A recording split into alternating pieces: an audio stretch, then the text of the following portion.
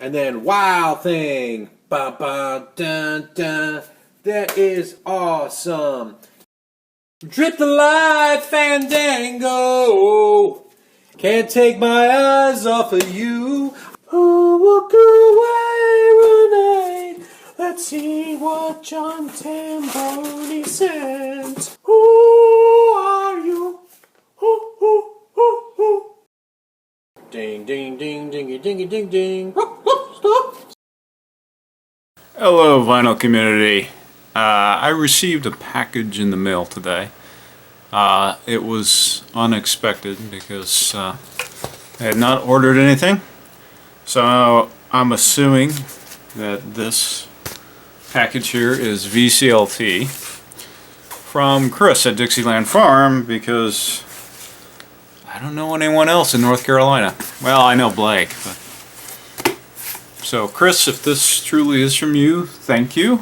And I'm going to open her up right now and see what we got.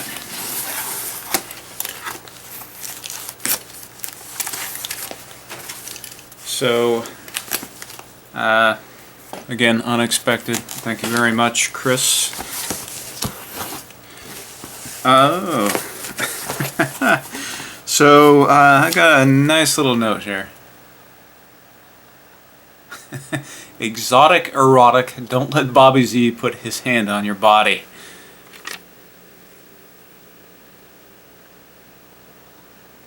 Alright. Let's see what... Oh! Taboo. I know this one quite well. I actually have 2 copies of this myself, but not this particular one. This is a British pressing, and you can tell by the cover. So I will definitely give this a sample and compare it to my 2 US versions, and just like yourself, Chris, I may make this VCLT for someone else. So thank you very much for thinking of me. I am a big fan of Arthur Lyman. And Enoch Light. Patterns and Sound. Master recorded on 35mm magnetic film. So, a lot of classical records, well, I shouldn't say a lot, but 35mm magnetic film was kind of a 60s invention, I want to say, for getting the best sound for classical music. I am not too familiar with Enoch Light. I do know him. So this is totally brand new to me. Looks like it is a gatefold.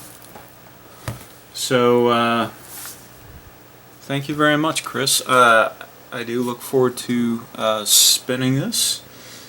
And maybe I'll make this a 2-parter and tell everyone what I think. So, thank you for watching this far. Stand by for part 2.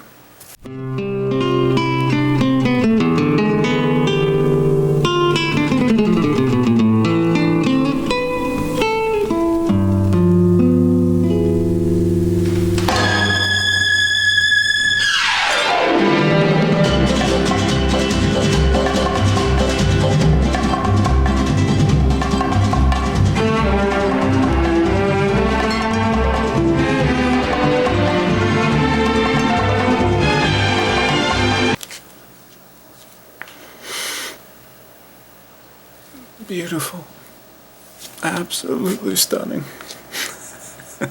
Thanks, Chris. This actually sounds really good, and call me funky sometimes. You know, I have to put stuff like this on the background. You know, I'm into exotica and music from this era.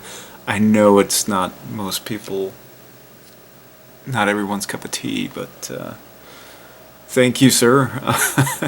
I actually enjoyed it. So, you know, for that sample, it's more or less, it's more of the same. I mean, what is cool is that, you know, there's Bob Dylan blowing in the wind here. And it's classical soundtracks redone with an orchestra, and I think they're really trying to hype up the 35mm magnetic film. It sounds fantastic. Unfortunately, with this video and the fact that you know, through YouTube and everything, there's going to be a bit of compression, so you can't really appreciate the sound. But you know, given the time that this is made, it sounds really good. Now, Chris, I gotta say thank you for this. I did a compare. So this is the British version, which you gave me, and this is an American original mono. So both of these were in mono. In fact, stereo didn't become popular in Britain until about 67 or 68. So a lot of records at the time are released in mono, and this has a date stamp, very faint, that says May 29th, 1960. But it was interesting comparing the two. They changed the back jacket a bit, and what I found fascinating was the pressing was cut differently. On the US it says they used a Scully automatic variable pitch lathe with the latest Westrex cutting head. Now notice the font here too of the song titles. UK version lists who composed each piece, and then the Westrex cutting head is surprisingly missing from this one. So here is a sonic comparison of the two.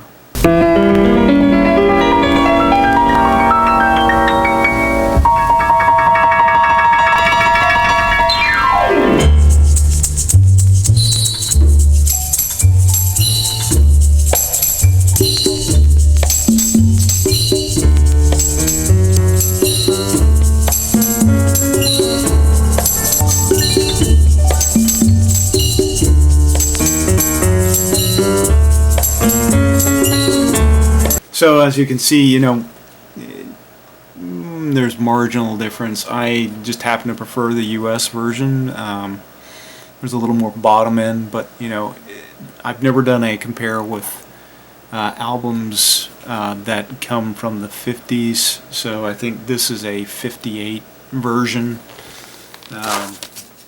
It wasn't a first issue, but this is what the label looks like.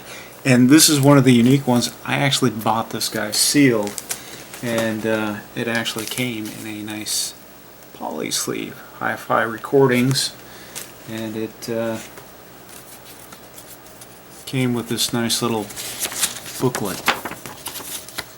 So one of the rarities in my collection where, you know, I purchased an album that came out in late 50s, early 60s that was completely sealed, and you know, you get sealed records from that time. It's a gamble on what you're going to get, but I thought it made for a very interesting comparison, and thank you, sir. For those of you who do not know Exotica, Arthur Lyman, who was from Hawaii, I want to say, is one of the bigger figures in Exotica music, and if you like what you heard, and I know most folks, again, it's not going to be your cup of tea, you got to try Martin Denny, you got to try Les Baxter. Those three guys, there's Esquivel, of course, but you know, Lyman, Baxter, and Denny were really kind of the kings of Exotica in my opinion. But anyway, thanks again, Chris. I hope you don't mind my creative intro to this one. And for all of you that stuck it out this far, thank you for watching.